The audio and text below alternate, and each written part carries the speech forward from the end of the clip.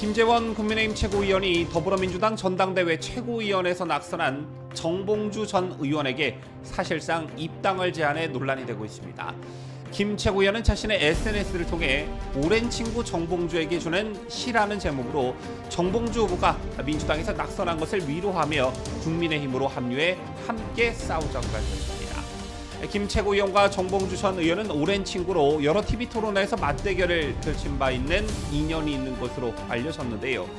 정 전 의원은 민주당 전당대회에서 초반에는 돌풍을 일으켰으나 개딸들의 공격으로 인해 최고위원 당선권에 들지 못했습니다.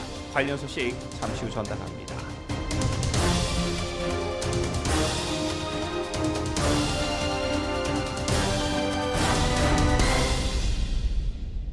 시청자 여러분 안녕하십니까? 뉴스데일리 베스트 민앵커입니다.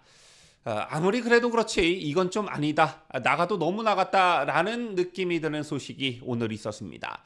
김재원 국민의힘 최고위원이 더불어민주당 전당대회 최고위원 경선에서 탈락한 정봉주 전 의원에게 함께 싸우자라며 입당을 공개 제안했습니다. 제게 얼마나 터무니없는 소리인지 잠시 후 비판을 해보기로 하고, 자, 일단 김재원 최고위원은 자신의 SNS를 통해 오랜 친구 정봉주에게 주는 시라는 제목으로 정봉주 후보가 민주당에서 낙선한 것을 위로하며 국민의힘으로 합류해 함께 싸우자고 밝혔습니다. 김 최고위원은 정 전 의원을 향해 전당대회 출마의 초기에는 승리를 구가하더니 개딸을 공격해 패전하고 말았으니 슬프고 슬프도다. 민주당은 잊어버리더라도 스스로 당당함은 잊지 말고 국민의힘으로 들어와 명파리 도적을 토벌하자라고 적었습니다. 그러면서 김재원 최고는 1644년 3월 명청전쟁 당시 산해관에서 명나라 정예군을 지휘하던 영원총병 오삼계가 청나라 섭정 예친왕 도르곤에게 보낸 밀서를 차용해 쓴 글이라며 이제 이 글을 오랜 친구 정봉주 민주당 최고위원 후보님께 보낸다라고 적었습니다. 아시다시피 정봉주는 이른바 명파리 발언으로 결국 이재명 2기 지도부에 입성하지 못했지요. 11.7%가 정봉주의 최종 득표율이었는데 선거 초반 유일한 원외 인사임에도 1위를 내놓지 않으면서 수석 최고위원을 노렸던 만큼 이번 투표 결과가 더욱 극적이라는 평가가 나오고 있는데 그 배경에는 개딸들의 집단 움직임이 있었던 것으로 알려졌지요.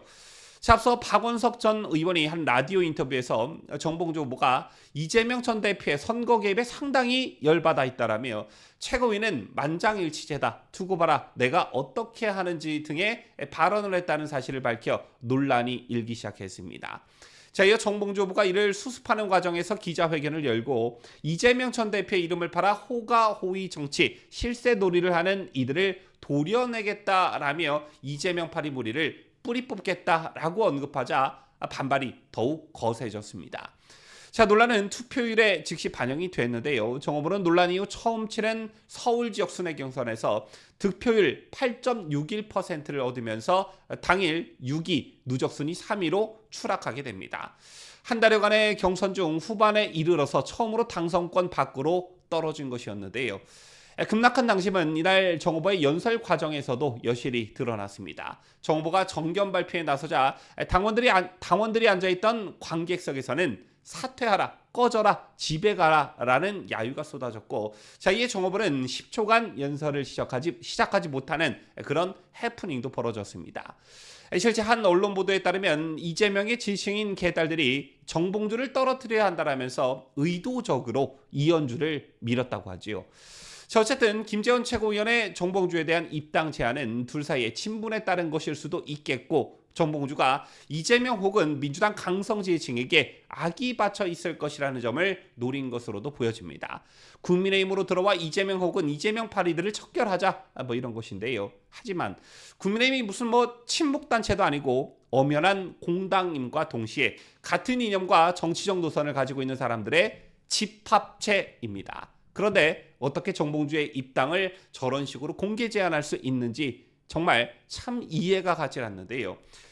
원조 낙검수 멤버인 정봉주가 어떤 길을 걸어왔는지 모르시는 분들 아마 안 계실 겁니다. 멀리 갈 것도 없이 지난 총선 때 무슨 일이 있었습니까? 민주당이 발목질의 목발경품 발언으로 피해 장병 모욕 논란에 입사인 정봉주 서울 강북을 후보의 공천을 취소하는 일이 있었습니다. 물론 총선을 전후에 발언한 것은 아니었고 지난 과거 2017년에 한 발언이 논란이 된 것인데요.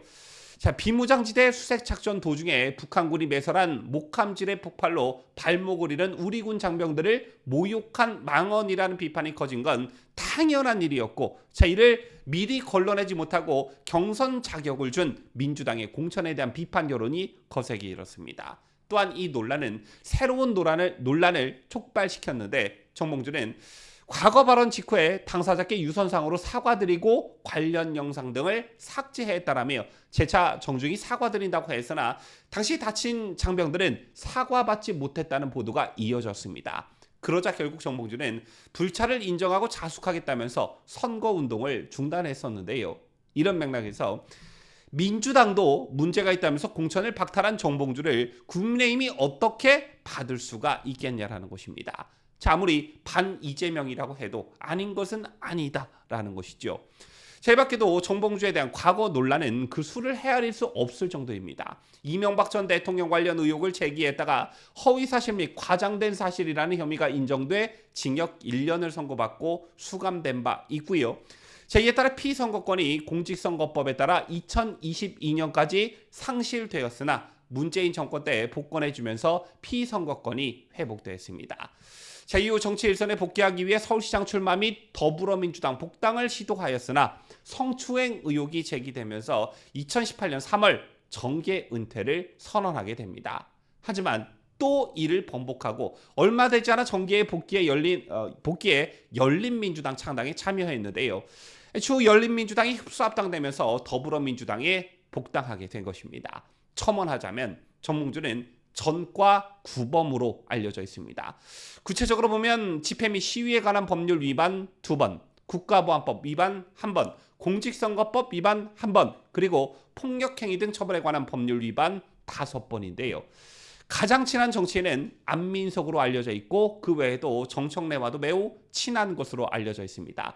정봉주가 농담으로 정봉주계 정치인홀은 안민석과 정청래가 있다라고 말할 정도인데요. 이런 정봉주에게 국민의힘 입당을 공개 제안한 김재원 최고 도대체 무슨 생각을 가지고 이러는지 정말 한심할 따름입니다. 지금까지 저는 자유대한민국을 소화하는 뉴스데일리 베스트 민앵커였습니다.